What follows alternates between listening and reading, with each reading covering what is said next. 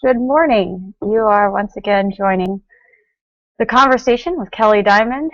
You can catch me weekly at 6:30 a.m. Pacific time, or I guess 9:30 a.m. Pacific time every Thursday. You could also catch my written word through Global Wealth Protection every Monday morning. All right, lots to talk about. I think this is just going to be a 30-minute therapy session for me because I'm so fired up about it. So, as a preface, I should let you know that this is basically me beating a dead horse after 4 days of relentless Hobby Lobby posts on Facebook. But I think it brings up a larger issue. I would like to preface this entire thing with the fact that this is not about religion, and this is not about corporate personhood. This is basically about choice and about institutional preferential treatment or institutional biases, prejudices, and it speaks to a larger issue than just simply somebody playing the God card. Honestly, it should never have come to that. So it should have been enough to say, you know what, on a whim, I just don't want to cover these medications in my healthcare plan. And that should have been enough, honestly. Somebody saying, I don't want to do this should be enough.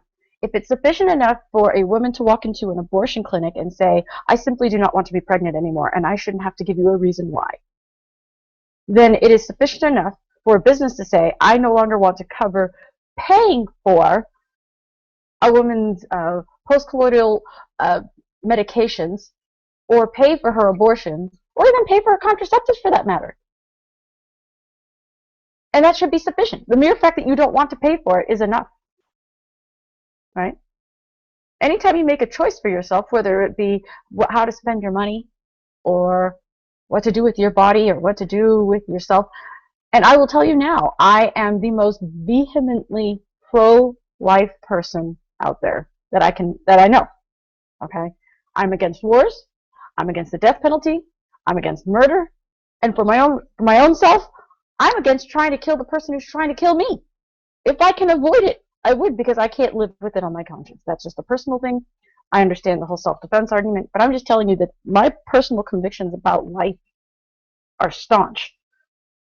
But they meet at an intersection of choice and not using force. And so, in the case of abortion, I would prefer not to use force to exact my personal views about it. Okay, so in so much as that is true, okay, that is my pro-choice stance, in the sense that I don't want to use government force to prevent people from having abortions. I also believe that choice goes both ways. So if a woman can in fact walk into an abortion clinic and say, I want to have an abortion, and I don't need to give you a reason why, then those who would be financially responsible for that outside of herself also have a choice in saying, I don't want to have to pay for it. Right? I think that's only right. So, which is why I think it's right that we would say government shouldn't be giving money to Planned Parenthood, because the money that's going into that is pooled from people who might not support the institution, and they should have a right not to support it in any way. And that goes for anything that tax dollars pay for. If people don't want public roads and they want to use private roads, then A, you should be allowed to have competition, and B, you should have people be able to opt out of paying for public roads.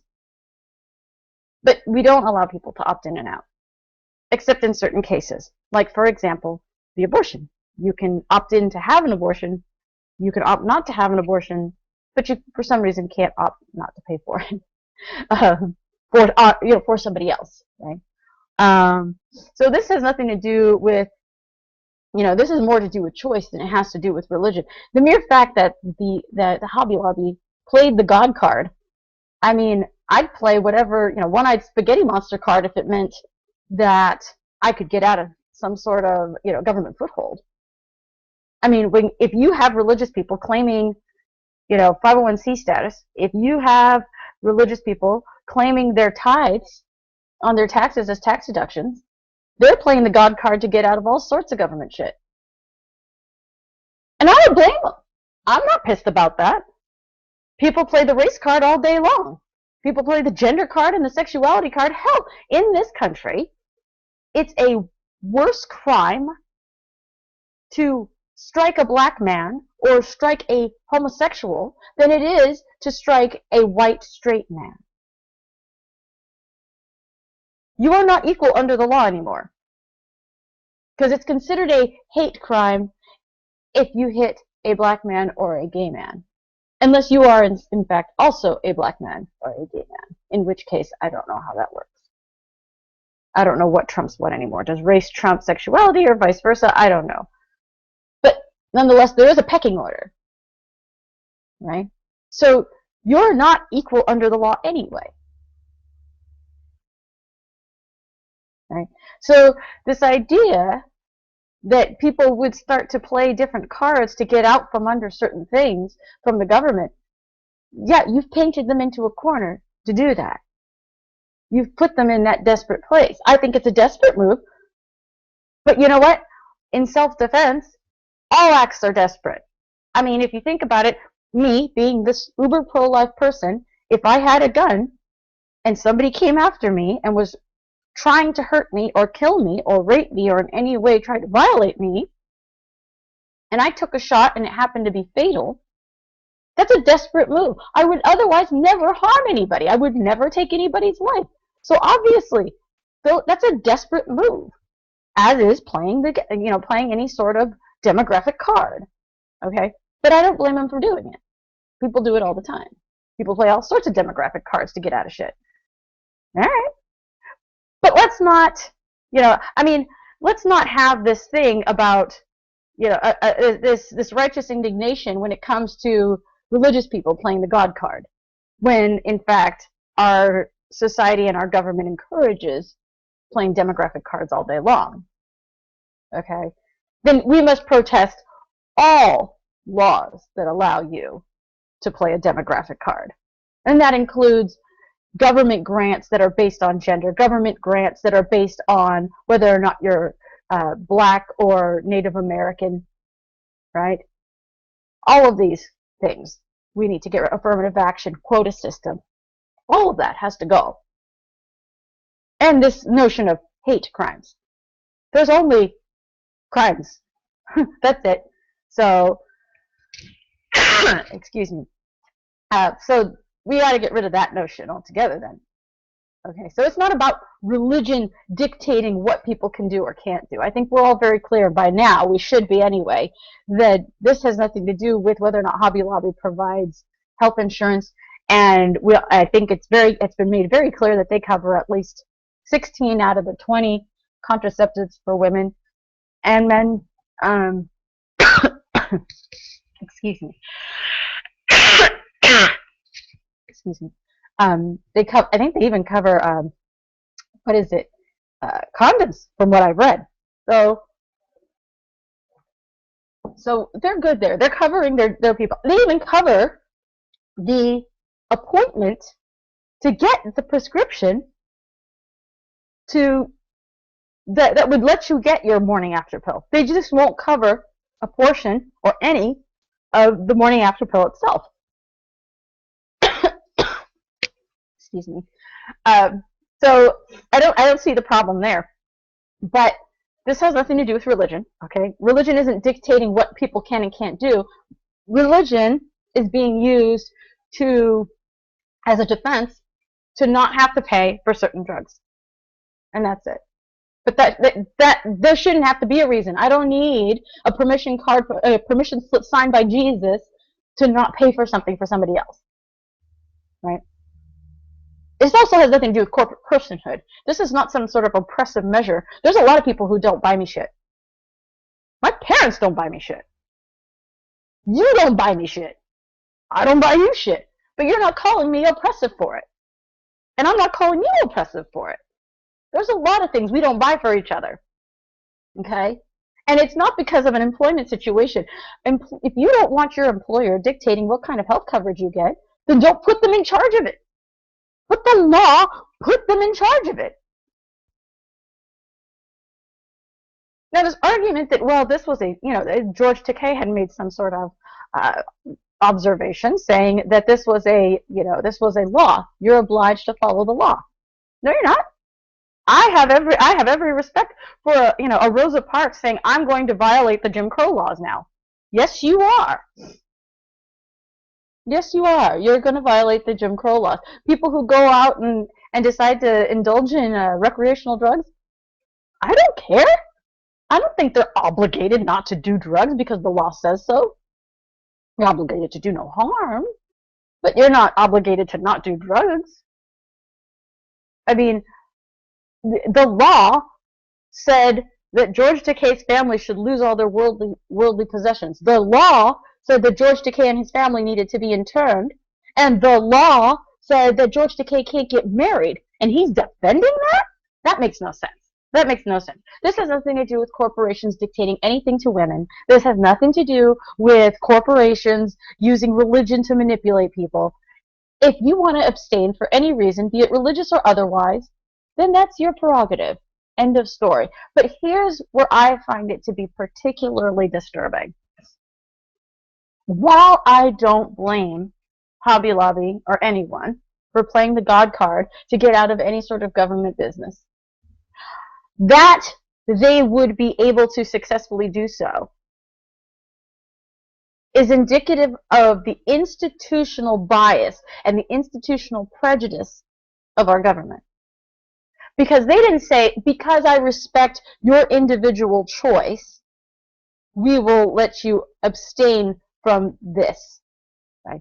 We will let you opt out of this because we respect your individual sovereignty, your autonomy, your liberty, your freedom of choice. We respect that as government, so we're going to let you opt out. Oh, no, no, no. Government's sitting there, banging its head against the wall, saying, shit, this person believes in something, and I guess there's no way around it. We're going to have to let them go.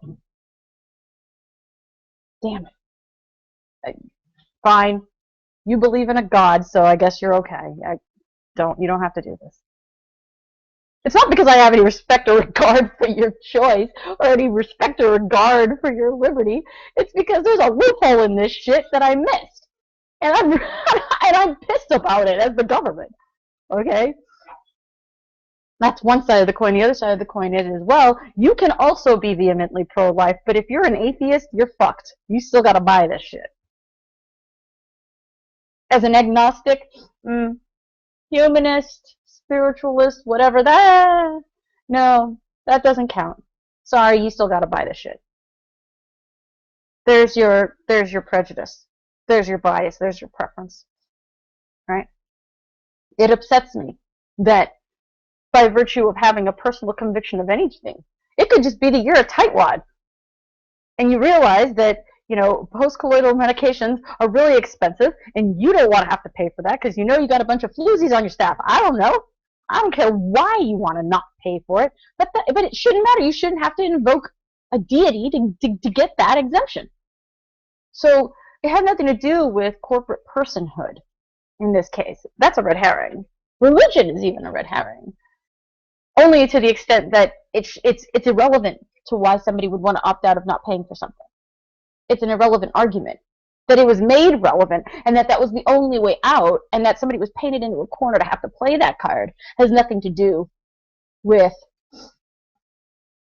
whether or not that was actually relevant. It wasn't.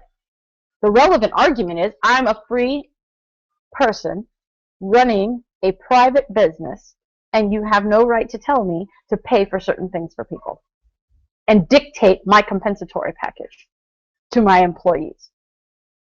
That's the argument. That's the relevant argument that has been totally missed in all of this. Because while you argue for choice, let's talk about choice. Woman has a right to go get an abortion. A woman has a right to take whatever medication she wants to prevent getting pregnant. Okay. The doctor has a right not to accept Medicare, Medicaid, and Obamacare insurance policies. They don't have to take it. There's plenty of doctors out there that don't take Medicare patients, or they cap out on Medicare and Medicaid patients. There are doctors who are saying we will not accept insurance at all. There are doctors who will say that we don't accept Obamacare healthcare.gov uh, patients. We don't accept that. So the doctor has a right to deny you care at the door when you're actually seeking the care, policy and money in hand. They can deny you care. They have a choice. Right? The patient has a choice. The doctor has a choice. But the employer paying for your policy doesn't have a choice. A doctor can say, an OB can look at you and say, look, I don't perform abortions. So, just like a restaurateur says, yeah, I understand you want wine and beer. I don't serve wine and beer. Right? They can do that. So the proprietor can always say, I don't do that here, and deny you the service by virtue of not performing it and saying this is not what we do here. Right? The patient can decide they want to do something or not do something to themselves, and that's okay. But the person footing the bill for the insurance policy has no choices? Like, seriously? That person? And you're worried about that person standing in the way of you getting whatever it is you need medically? That person's not the one standing in the way. Look at how Obamacare works right now, especially in places like New Hampshire. Okay? Because of the way Obamacare is structured, there are people who are paying $20, $30 a month for health insurance. And you can say, yay, Obamacare win. No, it's not a win. That same person has a hospital and a doctor who's 10 to 15 minutes away, but has to drive 3 hours to the nearest facility that will accept her insurance policy. In New Hampshire, in the wintertime, this person has to drive 3 hours in the frickin' snow both ways. Of course, if you've ever driven in snow, you know that ain't 3 hours anymore. Right? You better have some pit stops along the way and expect to get snowed in. So I don't understand how we're all of a sudden indignant about the person who wants to pay for the policy or doesn't want to pay for the policy. Obamacare itself allows hospitals and care providers to opt out. The people who are providing the care are able to opt out of Obamacare. And we're upset for some reason, or I should be upset for some reason, or someone is upset for some reason, that Hobby Lobby doesn't want to pay for a policy that covers certain drugs. Their employees still make a lot more per hour than its competitors. Okay, their full-time employees are making $14 an hour. Their part-time employees are making $9.50 an hour. Go take your money and save up then. If you refuse to take anything prior to having sex, or taking any measures prior to having sex, and the only contraceptives you want to use are post-coital, then pay for it. Put the money aside if that's so freaking important. But to say that this is somehow oppressive of Hobby Lobby not to pay for 4 out of 20 drugs, I think is a little bit disingenuous, really, when you think about it. Because, I mean, you have Catholic hospitals that won't perform certain procedures, right? I mean, there are certain Christian hospitals that don't perform the procedures. Why can't Christian employers opt not to pay for it?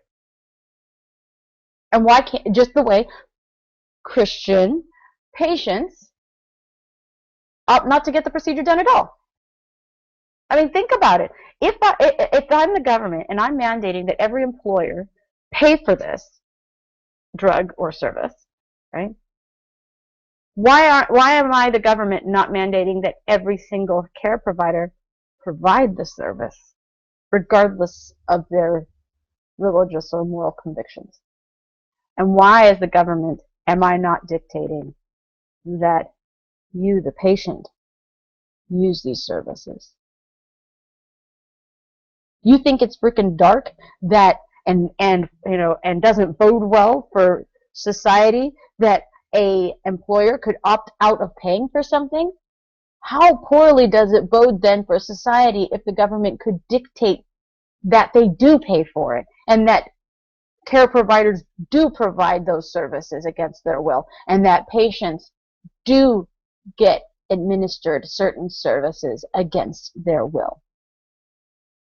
If we can compel people to do anything as a government, if the government is capable of compelling people to do things, then what is to stop them from compelling them to making you take a drug, making you get a procedure done, making you euthanize yourself because you are now a drain on the system? That's the death panel argument then. When you advocate that the government compel people to do something, and you think they're within their rights to do this, okay, that's how you get to the death panel argument. That's the road. That is the direct route from where we are now to the death panel argument. That if the government can compel the employer to pay for a service, then what prevents the government from compelling medical service providers from performing a certain service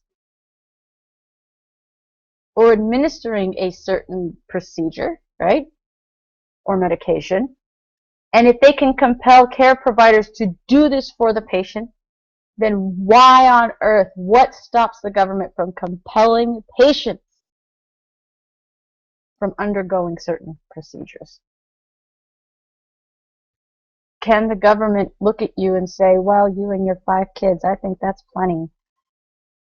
I'm now going to mandate that you get a free sterilization procedure, which, by the way, is covered under Hobby Lobby policy and plans.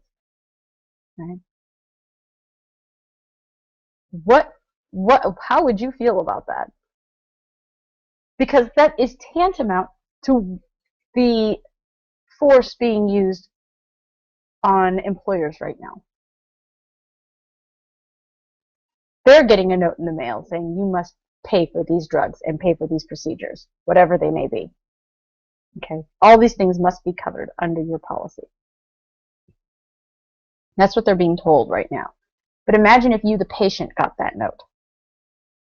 It would seem, we've noticed here that you have 5 kids. I think that's enough. I think, we need to start having a conversation about what measures we should be taking and what options are available to you to mitigate this and prevent it from, expanding. Maybe, you have 5 kids. I mean, that's enough. So perhaps you need to start considering sterilization procedures. You and, your partner get that letter in the mail. It would seem that you have been on, you've been on this regular regimen of dialysis for a long time with no prospect of getting a kidney donor that matches. We have options for you because we realize that it's painful, it's difficult, that the edema must just be unbearable. The pain must just be so hard for you. The stents and the dialysis machine being hooked up to your arm, how uncomfortable it must feel. Our sympathies are with you. So why don't we discuss some options? Right? You can't have that? That would never happen? The same government that would compel somebody to pay for that procedure, you don't think that same government's capable of drafting a letter equally vile to the patient, compelling them to get a procedure done? You don't think that's possible? You're crazy. You're crazy if you don't think that's possible. If you think that it stops at the patient. It doesn't stop at the patient. It never stops at all. It doesn't stop anywhere. Compulsion is what keeps the government in business. They're always looking for new and inventive ways of telling you what to do. So it's not about whether or not a corporation can dictate anything to you. The government put the corporation in charge of your health care and your health insurance. If you didn't want your religious boss to be in charge of your health insurance policy, then why did you advocate that the government compel them to be in charge of your health care policy? Why don't you opt out? Why don't you opt out and say, I don't agree with the policy that you're providing me. I don't like the policy you're providing. Thanks, but no thanks. I'm going to go find another private policy for myself. We can't do that. God forbid the individual make a choice for themselves. The individual with their little hand out waiting. And as a side note, for all the feminazis out there, okay, if you want your liberty and your equality and your freedom, and you want to reclaim your empowerment, and you want people to recognize your yoni power, then I would highly suggest that you stop panhandling for reproductive measures, that they be paid for you, okay? If you don't like your patriarchal society, then the last thing you should be doing is having your hand out to it, asking for it to pay for your recreational activities and proclivities. Okay? I mean, I find this absolutely astounding that that's what we've been reduced to as a society. That we advocate some choice, but not choice for everybody. A business owner can't choose, but an individual can choose what they do to their body. A business owner cannot choose what they allow for their company. Certain business owners can. Like, for instance, if you're a doctor or you run a hospital, you can choose whether or not to perform the procedure. And if you're a patient, you can choose whether or not to get the procedure for now. But for some reason, as another third-party business owner, you can't choose whether or not to pay for said policy or a portion of the policy. You can't choose the kind of coverage you provide your employees. I can't even understand the argument that says that this is oppressive. And I don't even see the argument on how this makes religion look bad, because it's a red herring to begin with. It's totally irrelevant. That it was somehow legally relevant shows the folly of government. It shouldn't have been a relevant argument. It shouldn't have been an argument at all. And that's the most disturbing part of the whole thing. Is that in the end, all of this sheds a huge light and casts a dark shadow outward, showing how the government picks its favorites, picks its winners and losers. You can choose, not you. Duck, duck, goose. Patient can choose, doctors and hospitals can choose, employers cannot choose. Care providers can choose whether or not to be part of the Obamacare network, whether or not they want to accept Obamacare policies, or whether they want to perform procedures or administer certain medications, but employers can't choose whether or not to pay for it. You can opt out because you have a religion and you believe in a God. You cannot opt out because, despite the fact that you share the exact same moral convictions, you don't believe in a God, so you can't opt out. You can hit that dude over there because he's white and straight, and that's just assault. If you hit that dude over there who happens to be black and or gay, that's a hate crime. You can drive tired and get into an accident, and that carries a lesser penalty than if you drove recklessly and were drunk and caused an accident. I'm going to pick and choose my winners and losers. It's okay that you're tired. It's not okay that you're drunk and cause the same accident. It's okay that you get special treatment because you believe in something. You get special treatment for being gay. Preferential treatment, discrimination policies institutionalized still in 2014. think on that. See you next week.